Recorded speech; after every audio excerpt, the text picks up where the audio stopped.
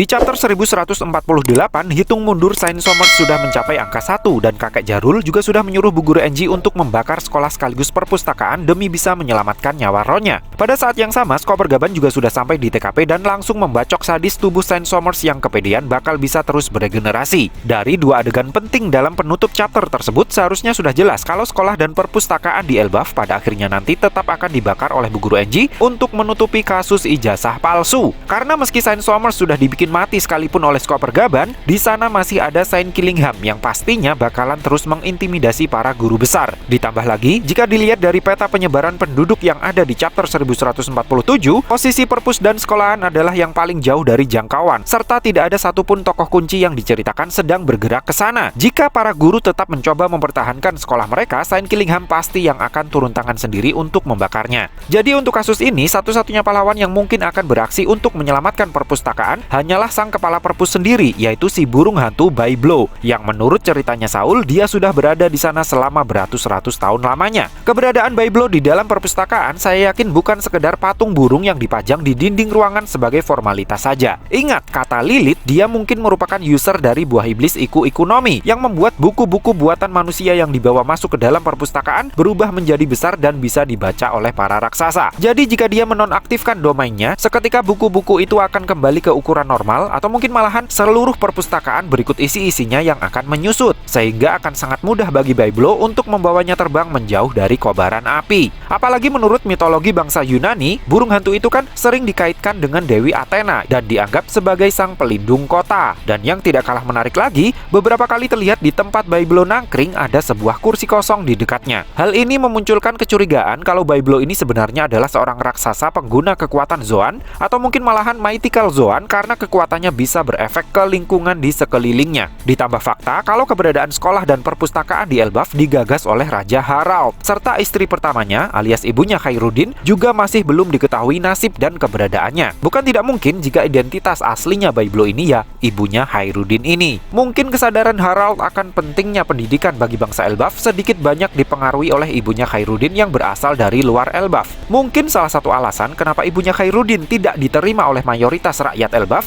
adalah karena dia ingin merubah rakyat Elbaf yang barbar berubah menjadi berakhlak dan pintar. Di tempat lain, meski satu tangannya sudah dibuat buntung dan badannya juga sudah ditebas oleh Skopper Gaban, saya masih yakin perlawanan Sainsomers tidak akan berakhir begitu saja. Jika Sainsomers bisa mengeluarkan duri dari sekujur tubuhnya saat menghabisi kloningannya Nico Robin, dan dia juga bisa menempelkan duri transparan sebagai kodam di tubuh anak-anak yang dia sandera, saya pikir akan wajar jika dia juga bisa melapisi tubuhnya sendiri dengan duri-duri transparan saat Skopper Gaban menebasnya, sehingga luka yang ditimbulkan tidak terlalu fatal. Lalu sama halnya dengan Eustace Kid ataupun Perospero, Sainsomers juga akan bisa menumbuhkan akar duri di tangannya sebagai ganti lengan yang sudah diputus oleh Skopper Gaban. Dengan begini, pertarungan yang seru antara Skopper Gaban versus Sainsomers baru akan dimulai. Nah, karena saat menebas tubuh Sainsomers, Skopper Gaban bilang, "Lama tidak jumpa," saya menduga pertemuan terakhir keduanya terjadi pada saat insiden di Gut Valley, sehingga ini bisa menjadi alasan untuk menceritakan kisah bersejarah tersebut dari sudut pandang keduanya. Melalui cerita kilas balik itulah nantinya kita akan tahu bagaimana cara kerja kekuatan regenerasinya para God Snake, bagaimana cara kerja Abyss, dan kenapa meski bisa beregenerasi tetapi tubuh mereka masih mengalami penuaan. Di waktu yang sama, oleh karena terjadi sesuatu kepada Sainsomers, Gunko memutuskan untuk menjatuhkan Ronya. Niatnya sih untuk memberi pelajaran kepada para raksasa Elbaf agar jangan main-main dengan mereka. Namun seperti yang Ronya katakan di chapter sebelumnya, dia itu orangnya selalu sangat beruntung. Jadinya saya sangat yakin kalau dia pasti akan diselamatkan oleh Luffy atau Loki. Oke, yang punya radar untuk mendeteksi jika ada wanita yang butuh pertolongan memang Sanji. Sanji juga punya skill skywalk yang bisa membuatnya berjalan di udara. Namun dengan ukuran tubuh Ronya yang begitu besar, saya pikir Sanji tidak akan dapat tanggung dalam kasus ini.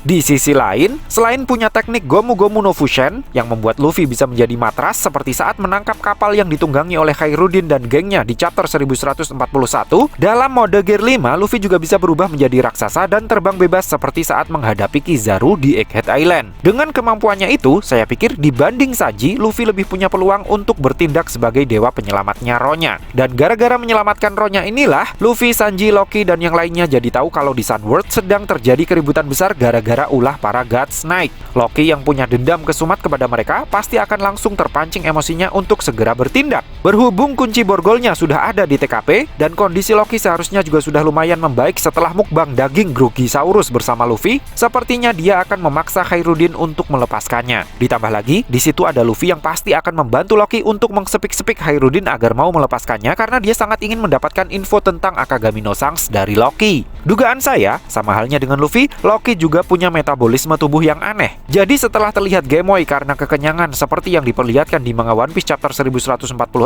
tenaganya akan kembali pulih meski luka-lukanya belum 100% sembuh. Dengan kondisi yang sudah lumayan fit seperti itu, Loki pasti ngotot ingin ikutan naik ke Sunworld untuk membalas dendam kepada God's Knight. Luffy yang diiming-imingi info terkait Akagami no Sangs oleh Loki pasti akan dengan senang hati membantunya untuk bisa naik ke Sunworld. Apalagi Loki juga sudah berjanji akan memberi Luffy dan Sanji fragment 4-in-1 refreshing face wash yang merupakan rahasia perawatan kulit wajahnya sehingga tetap cerah dan tidak berjerawat meski 6 tahun gak mandi gara-gara dipasung di Underworld. Fragment 4-in-1 refreshing face wash merupakan sabun cuci muka 4-in-1 yang tidak hanya mencerahkan, melembabkan, dan mengangkat minyak berlebih, tetapi juga ampuh mencegah jerawat. So, tunggu apa lagi? Langsung klik icon YouTube Shopping di bagian bawah video ini ya, untuk mendapatkan produk yang sangat dibutuhkan oleh kaum lelaki ini. Selanjutnya, kemungkinannya ada dua. Pertama, Luffy akan menitipkan rohnya kepada Khairuddin CS, lalu membawa Loki terbang bersamanya. Kedua, Luffy akan membantu Loki naik ke Sunworld dengan cara dilempar atau semacamnya,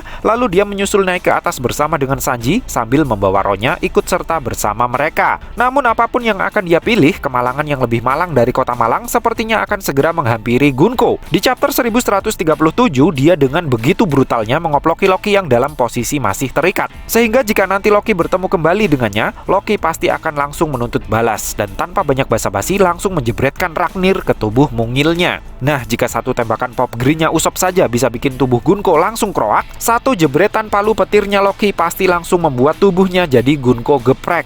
Tapi tenang saja, Gunko masih bakalan bisa beregenerasi kembali, yang mana hal itu justru membuat Loki jadi semakin kesal. Tapi karena kali ini Gunko sudah siap, serangan brutal dari Loki bisa dia belokkan untuk menyerang Luffy. Terjadilah pertarungan 2 lawan 1 yang brutal dan kocak seperti pertarungan yang melibatkan Luffy mode Gear 5 sebelum-sebelumnya. Di momen inilah kemampuan istimewa Ragnir akan benar-benar diuji. Apakah hanya mampu memanggil petir dari langit atau masih ada fitur yang lain? Jika benar hanya Loki yang bisa menggunakan Ragnir, maka besar kemungkinan jurus panahnya Gunko tidak akan cukup kuat untuk membelokkan arah serangannya. Sehingga saat Loki sudah muak dengan kemampuan regenerasinya Gunko, dia bisa dengan sekuat tenaga mengayunkan palunya itu untuk melempar Gunko sejauh mungkin dari Pulau Elbaf. Dengan begitu, tubuh Gunko secara otomatis akan pulang ke Marijoa, persis seperti yang terjadi kepada Gorosei Mars setelah dilempar Luffy saat di Egghead Island. Sementara Sanji pastinya akan lebih memilih untuk menyelamatkan anak-anak yang sedang disandera bersama dengan rohnya, karena seperti yang kita semua tahu, dia tidak akan mau melawan musuh perempuan. Pada saat yang sama, para raksasa yang bergerak serentak menuju ke TKP, satu persatu mulai berdatangan. Dan alangkah terkejutnya mereka semua begitu melihat Sun God Nika dan Loki bertarung bersama melawan Gunko. So, piye menurutmu cah? Terima kasih sudah mampir ke channel kami. Jangan lupa like, share, dan subscribe jika menurut kalian video-video kami cukup menarik untuk ditonton. Sampai ketemu lagi dalam video kami yang berikutnya, and matur nuwun.